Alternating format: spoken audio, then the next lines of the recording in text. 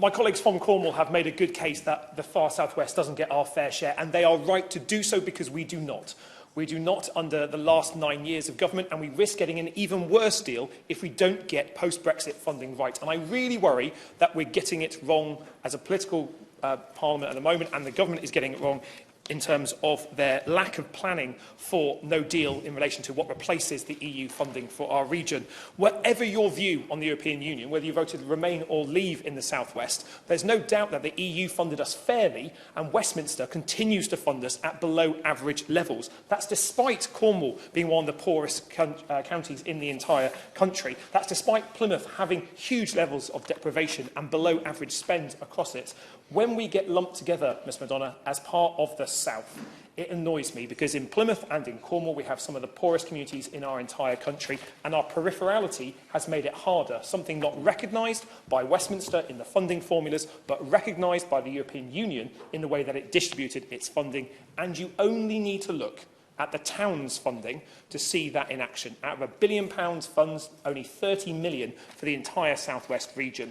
That was supposed to be allocated on the basis of need, and that episode has not built confidence, I say to the Minister, in the way that any future government will be allocating funding after Brexit.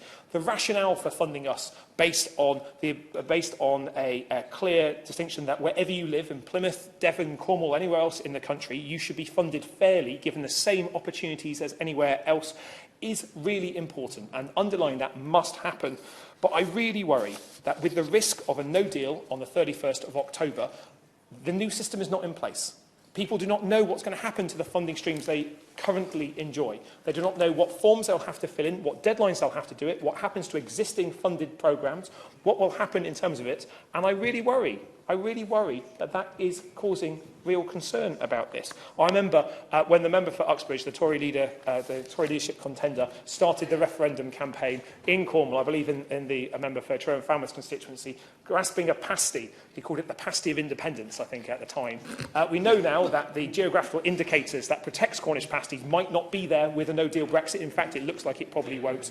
And so we need to make sure that we protect not only our funding streams, but our fantastic products in the far southwest as well. And that is really at the heart of this. We need to make sure that whatever system replaces the European funding, if Brexit does happen, it's fairly distributed. And I really worry at the moment that the continuation of the South West getting a poor deal will continue unless we see a consultation that clearly changes that to give regions like the far South West a better deal. Thank you, Ms McDonagh. Jones. Thank you, Ms McDonagh.